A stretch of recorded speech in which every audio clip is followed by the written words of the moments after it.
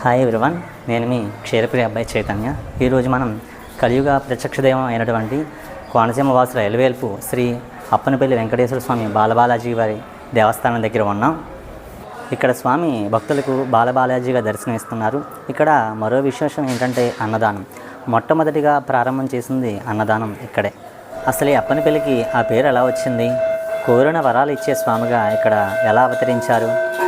అసలు ఈ అప్పనపల్లి ఎలా చేరుకోవాలి? అలాగే ఈ అప్పనపల్లి యొక్క స్థల విశిష్టత ఏంటి? ఇలాంటి ఇంట్రెస్టింగ్ విషయాలన్నీ కూడా ఇప్పుడు మనం తెలుసుకుందాం. కలియుగ ప్రత్యక్ష దైవం శ్రీ వెంకటేశ్వర స్వామి, ఆపదముక్కులవాడు, అనాథరక్షకుడు. ఇలా ఎన్ని పేర్లతో పిలిచినా ఆయన పలుకుతాడు. అయితే శ్రీ వెంకటేశ్వర స్వామి ఆలయాలు భారతదేశంలో ప్రపంచవ్యాప్తంగా చాలానే ఉన్నాయి. ప్రధాన ఆలయంగా తిరుపతిలో కొలువైన వెంకటాచలపతి శ్రీ వెంకటేశ్వర స్వామిగా పుణ్యక్షేత్రం అయితే, అదే విధముగా ఆంధ్రప్రదేశ్లో 2 ఆలయాలు ప్రసిద్ధి చెందాయి. ఒకటి పశ్చిమ గోదావరి జిల్లా ద్వారకా తిరుమల, మరొకటి తూర్పు గోదావరి జిల్లాకి చెందిన అప్పనపల్లి. ఈ 2 ఆలయాలు కూడా ఉభయ గోదావరి జిల్లాలోనే ఉండడం మరో విశేషం. ఈ క్షేత్రం తూర్పుగోదావరి జిల్లా మామిడికుదురు మండలంలోని అప్పనపల్లి గ్రామంలో బాల తిరుపతిగా దేవాలయం ఉంది. ఈ దేవస్థానానికి చేరుకోవడానికి ఏ ప్రధాన నగరం నుంచైనా సరే ముందుగా అమలాపురం చేరుకోవాలి. అక్కడ నుంచి 13 కిలోమీటర్ల దూరంలో ఈ దేవస్థానం ఉంటుంది. అలాగే ట్రైన్లో వచ్చేవాళ్ళు అమలాపురానికి ట్రైన్ మార్గం లేదు కాబట్టి ముందుగా పశ్చిమ గోదావరి జిల్లా పాలకొల్లు చేరుకుని పాలకొల్లు నుంచి 34 కిలోమీటర్ల దూరంలో ఈ అప్పనపల్లి గ్రామం ఉంది. వైనతేయ నది ఉత్తరవాహినిగా ప్రవహిస్తున్న ఏకైక నదీ క్షేత్రం.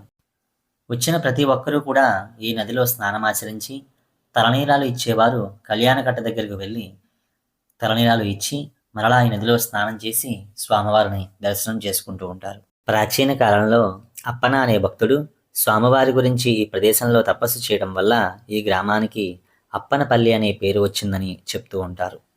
ఈ క్షేత్రంలో స్వామివారికి ప్రతి నిత్యం జరిగే పూజా కార్యక్రమాలు ఎంతో విశేషంగా ఉంటాయి. ఈ క్షేత్రంలో 2 దేవాలయాలు అయితే ఉంటాయి. ఒకటి పూర్వం నుంచి ఉన్న పుట్టిన దేవాలయంగా, రెండవది ప్రతిష్ఠించిన దేవాలయం.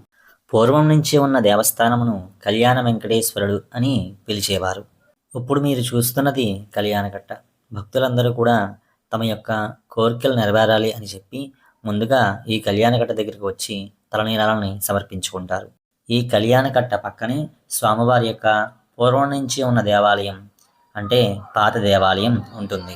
నా వీడియోస్ మీకు నచ్చుతున్నట్లయితే ముందుగా నా ఛానల్ని సబ్స్క్రైబ్ చేసుకోండి. వీడియోని స్కిప్ చేయకుండా చివరి వరకు చూసి లైక్ చేయండి, వీడియోస్ని షేర్ చేయండి. ఈ దేవస్థానం నిర్మించిన వారు మొల్లేటి రామస్వామి గారు. ఆయన ఒక కొబ్బరి వర్తకుడు. ఆయన శ్రీమతి వాయువేగుల సీతమ్మ గారు. పూర్వకాలం నుంచి వీళ్ళు ఇంట్లో కొబ్బరి వర్తకం చేసుకుంటూ ఉండేవారు. కొంతకాలానికి ఆ వ్యాపారం నష్టాలతో నడుస్తుంది. తిరుమల శ్రీవారికి వ్యాపారంలో సగం వాటా పెడతాను అని చెప్పి మొక్కుకుంటాడు రామస్వామి. అప్పటి నుంచి కూడా ఆ వ్యాపారం లాభాల బాటలో ప్రయాణిస్తూ ఉంటుంది. అది చూసిన ఆ రామస్వామి మొక్కుబడి ప్రకారం లాభంలో 10% వాటాను తిరుమల తిరుపతి వెంకటేశ్వర స్వామికి సమర్పించుకునేవారు.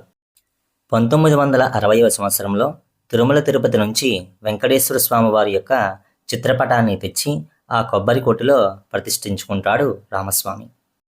ఆ తరువాత లాభంలో కొంత వాటాను తిరుమల తిరుపతి దేవస్థానానికి తీసుకువెళ్ళి స్వామివారి పాదాల చెంత పెట్టేందుకు రామస్వామి ప్రయత్నించగా అర్చకులు అంగీకరించలేదు.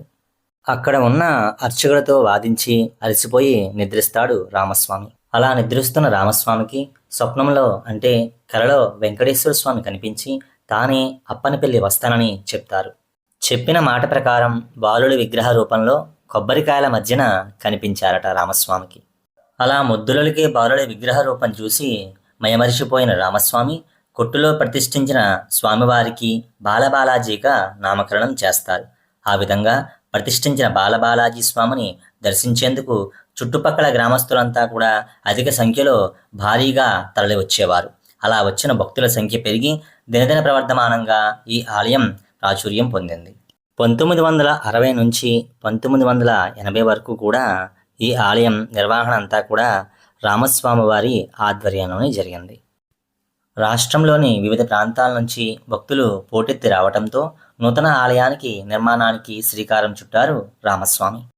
1991 జూలై 4న తిరుమల తిరుపతి దేవస్థానం ఈ ఆలయానికి మూల విరాట్ను ఉచితంగా అందించింది. మీకు ఇప్పుడు కనిపిస్తున్న ఈ దేవాలయం నూతన దేవాలయం. ఈ ఆలయంలోని పద్మావతి అమ్మవారు, ఆండాళ్ తాయార్, గరుడాళ్వార్ విగ్రహాలను శ్రీమన్నారాయణ చినజీయర్ స్వామి చేతుల మీదుగా నూతన ఆలయంలో ప్రతిష్ఠించారు. అలాగే ఈ ఆలయంలో ఆలయ గోపురం ఒక పెద్ద విశిష్టత అని చెప్పుకోవచ్చు. ఆలయం కింద నుంచి మొదటి అంతస్తు ఎక్కి చూస్తే ప్రాకారాలపై ఎటు చూసినా కూడా పురాణ సంబంధమైన దృశ్యాలతో కూడిన వివిధ దేవతా ప్రతిమలు విశేషంగా దర్శనమిస్తూ ఉంటాయి.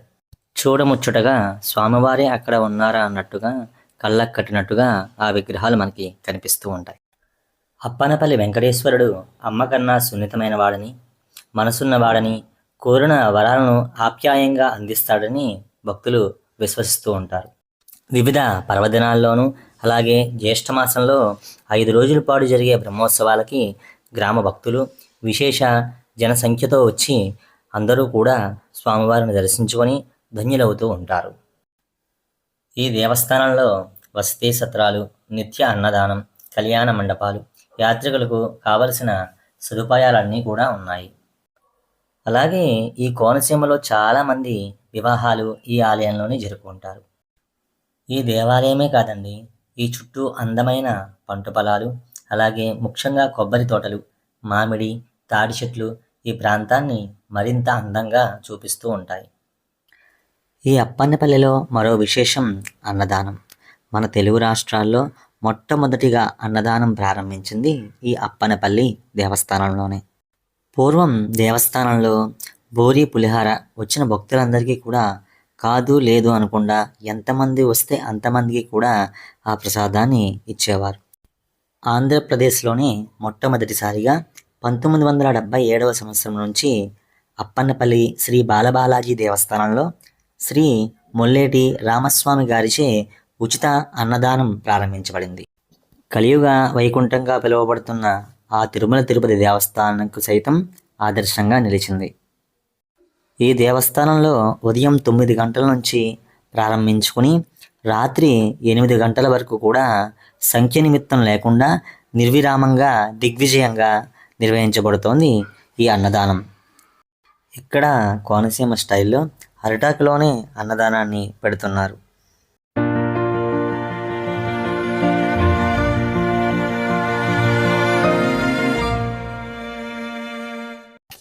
మరో మంచి వీడియోతో త్వరలోనే మీ ముందుకైతే వస్తాను. ఇప్పటి వరకు నా ఛానల్ని సబ్స్క్రైబ్ చేసుకోకపోతే సబ్స్క్రైబ్ చేసుకోండి. అలాగే ఈ వీడియో నచ్చినట్లయితే లైక్ చేయండి. నేను ఇచ్చే ఈ ఇన్ఫర్మేషన్ మీకు నచ్చినట్లయితే కనుక ఈ వీడియోని ఒక 10 మందికి షేర్ చేయండి. Thank you. మీ క్షీరప్రి అబ్బాయి.